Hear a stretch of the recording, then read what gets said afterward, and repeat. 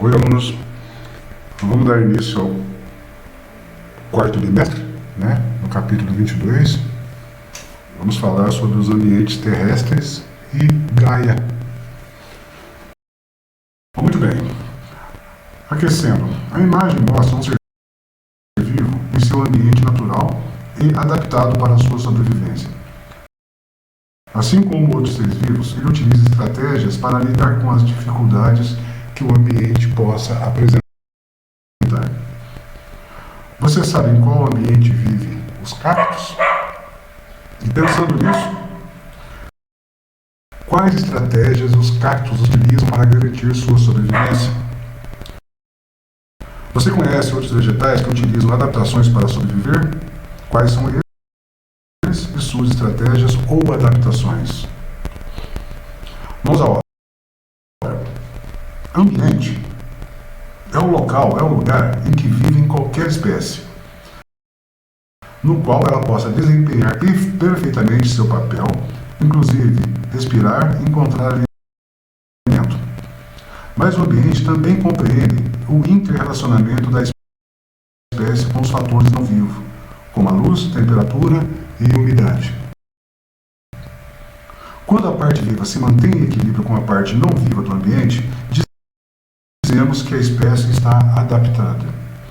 Enfim, ambiente não é apenas um lugar, mas o conjunto das condições que permitem a sobrevivência ou adaptação de uma espécie.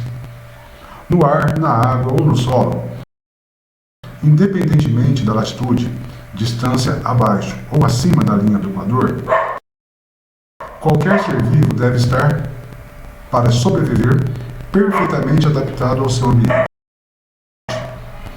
Essa capacidade de adaptação faz parte do processo de evolução de cada espécie e, sem dúvida, pode ser observada em milhões de exemplos, dos mais simples aos mais complexos.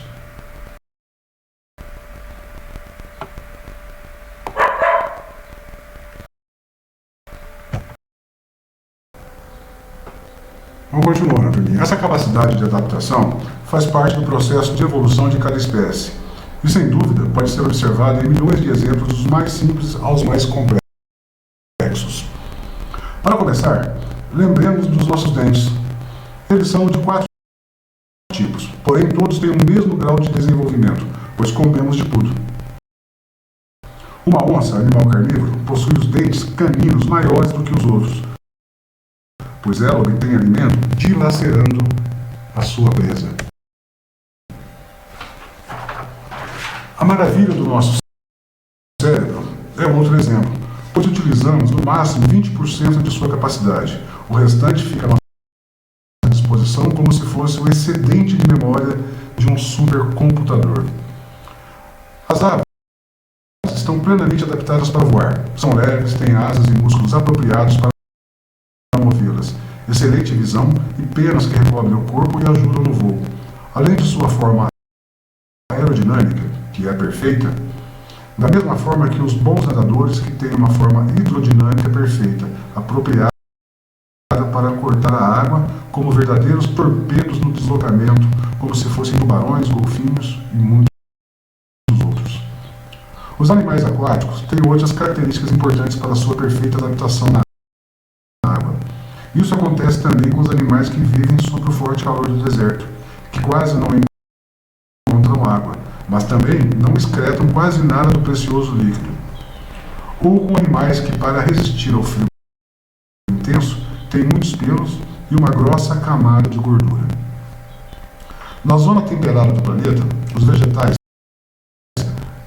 caducifólios são aqueles que perdem suas folhas na época do inverno, uma vez que, nessa época, a quantidade de luz e calor são menores e a produção de açúcar pela planta também diminui ou cessa. Para não perder água pela transpiração em excesso, as folhas foram transformadas em espinhos. Mas, com luz abundante, as folhas são largas para recebê-la, verdes, pois tem clorofila, a qual dá início à produção de alimento pela planta, um fenômeno chamado fotossíntese. Os ambientes e a evolução. Poderíamos escrever milhares de exemplos de adaptações e depois procurar e encontrar muitos outros. Basta lembrar que todos os organismos que conhecemos apenas se mantêm vivos porque estão adaptados aos ambientes em que vivem. Todas as formas de vida estão intimamente ligadas ao ambiente: luz, temperatura, água, umidade do ar, gases atmosféricos, solo e muitos outros fatores que envolvem cada organismo ou cada espécie. Numa mesma espécie, há competição por alimento e espaço, e os machos também competem para as fêmeas na época da reprodução. As presas fogem de seus predadores e estes, por sua vez, podem servir de presas para outros predadores. Todos esses problemas refletem a sobrevivência no ambiente, isto é, a luta pela existência, observada até entre os vegetais, como as árvores de uma floresta que disputam espaço uma com as outras para receber mais luz. Uma espécie que foge ou se esconde dos predadores fica livre de parasitas, encontra alimento e resiste aos distúrbios do ambiente. Ela certamente venceu a luta pela existência e, uma vez adaptada ao ambiente, poderá se reproduzir, evitando sua extinção. Hipótese Gaia. Ambiente é o conjunto dos fatores físicos de um lugar em que se adaptou uma espécie. Portanto, é aquilo que, em ecologia, o estudo do meio, chamamos habitat. Uma espécie animal ou vegetal é um produto do seu habitat e, por isso, ela não pode ser estudada sem ele e vice-versa. Portanto, a melhor maneira de preservar qualquer espécie é preservar o seu habitat. Para salvar a espécie humana, é necessário proteger a Gaia. Se cada espécie está integrada ao seu habitat como se fosse uma coisa só, alterando, sujando, contaminando ou desfigurando um habitat qualquer, estaremos fazendo o mesmo com a espécie aí existente, levando-a inclusive a desaparecer. O desaparecimento de uma espécie pode provocar terríveis alterações no equilíbrio ecológico, uma vez que as espécies sempre interagem uma com as outras. Imagine um campo no qual, por acidente, cai uma substância venenosa para a vegetação. Sem as plantas, desapareceriam os herbívoros e, em consequência, os carnívoros deixariam de ter alimento. Dessa forma, morreriam. Por exemplo, o aguapé é uma planta aquática cujas raízes filtram a água, comum no Brasil e usado para despoluir lagos e represas. O aguapé foi levado para Ruanda, na África, para fins ornamentais em tanques de jardins. Após algumas enchentes, os aguapés foram arrastados para os rios e dali para o Lago Vitória. Com uma reprodução rápida e sem inimigos naturais, eles proliferaram muito e com suas raízes absorvem muito oxigênio da água.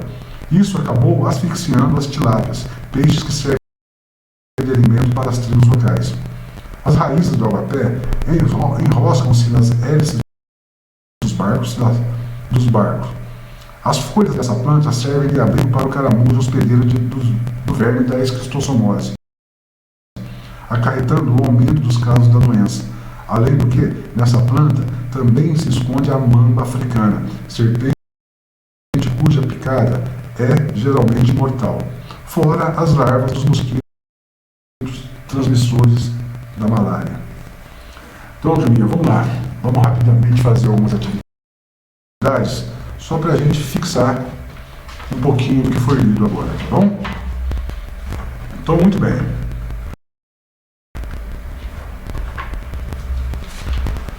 Número 1. Como podemos esquematizar a relação entre os seres vivos e o ambiente? Então temos duas formas. Olha. Nós temos, primeiro, o meio abiótico, que são os fatores físicos, como a luz, temperatura e umidade. E nós temos o meio biótico, que são os fatores físicos, seres vivos animais, vegetais e outros. Número 2. Quando uma espécie está adaptada ao meio em que vive. Quando uma espécie está adaptada ao meio em que vive. Os fatores físicos ou ambientais podem agir como limitantes ao desenvolvimento da espécie, isto é, a sua adaptação, interferindo na distribuição geográfica, ocupação de um território e ou migrações. Facilitam ou dificultam a reprodução dos seres vivos, mexendo com a quantidade dos mesmos, e também selecionam as características dos indivíduos, permitindo ou não sua adaptação ao ambiente. Número 3. Relacione adaptação e evolução. Se uma espécie se adapta ao meio, é porque ela obteve características que permitiram superar todos os fatores físicos e suas variações. Sobrevivendo, ela pode se reproduzir.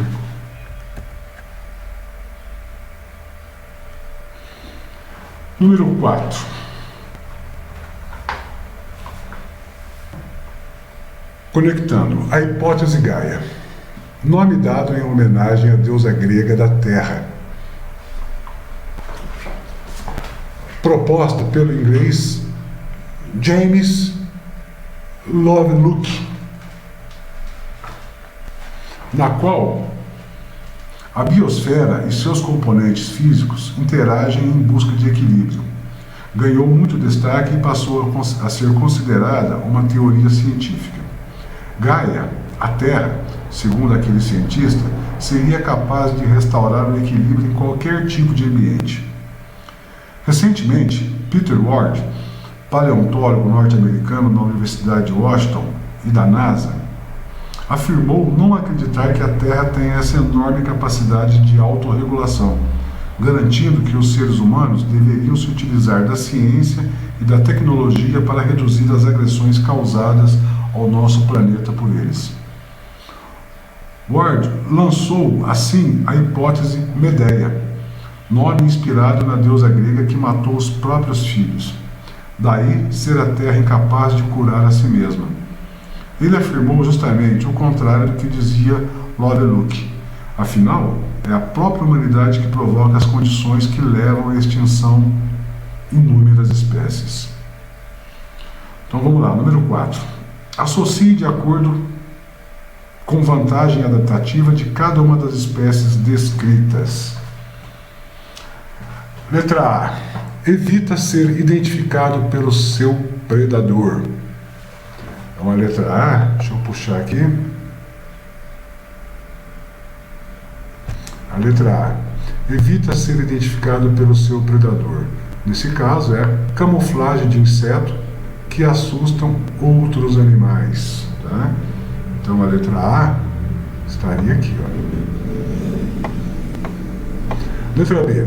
Favorece a vida em local frio. Nesse caso, é a hibernação.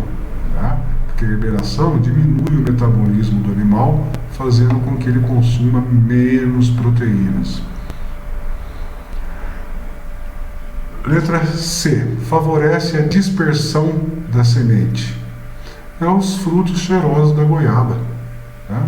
Por ser cheirosa, ela atrai muitos pássaros que vão lá se alimentar dela. E com isso, eles disseminam essas sementes, né, por outros locais. E letra D. Favorece a obtenção de alimentos. Então está aqui, a letra D são os músculos fortes, né, dentes pontudos e garras afiadas. Número 5. Observe o desenho e complete-o de modo a explicar o fenômeno da fotossíntese. Então nós temos aqui a luz, tá, produzida pela luz solar, né, que é produzido pelo Sol, tá certo? Essa luz, ela vai ser recebida pelas flores né, pelas plantas em geral, né, as plantas, as folhas verdes, tá certo? E ela vai liberar, através da clorofila, né, que é que dá cor verde às folhas, né, ela vai liberar aqui, ó, o oxigênio, tá? Mas antes de liberar o oxigênio, o que ela vai fazer? Ela vai reter o CO2, tá? Que é o gás carbônico, tá? Existente. O gás carbônico mais, né, junto com a água, que é o H2O, tá? E ela vai liberar o oxigênio, tá? Ela vai transformar, através da luz, da absorção de água e do gás carbônico, ela cria, né, o açúcar, né, ou a glicose, da qual a planta retira o seu alimento, né? E aqui do solo, o que ela retira? Ela retira sais minerais, né? Sais minerais.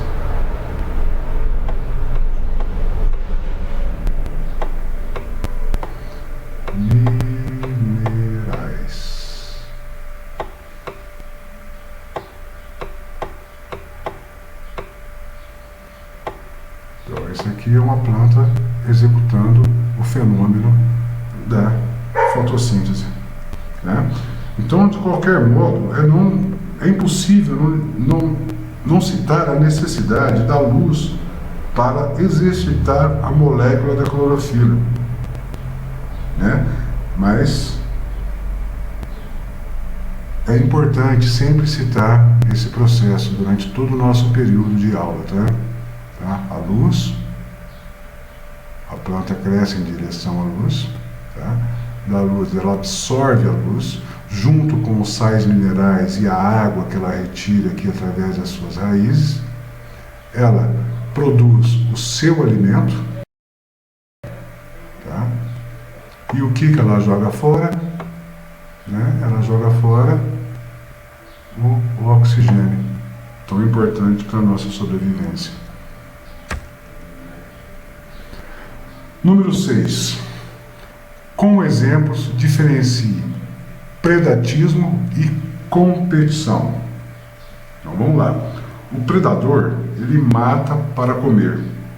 E competição é disputa por uma mesma coisa. Nesse caso, é interessante também realçar a diferença de predador e parasita, tá?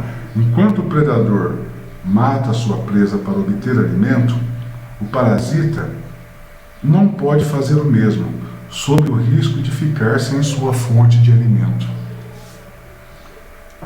E a número 7, tá? Isso aqui é uma resposta pessoal, tá? Elabora um pequeno texto para explicar a hipótese Gaia, tá? Então vocês podem pesquisar em livros, na internet, aonde for mais fácil para vocês, tá? Para vocês fazerem uma breve explicação sobre essa hipótese, tá? O que quer dizer Gaia, tá? Então, turminha, por hoje é só. Até a semana que vem, onde nós vamos falar sobre o próximo capítulo, né? Que será o capítulo 23, que nós vamos falar sobre os níveis de organização.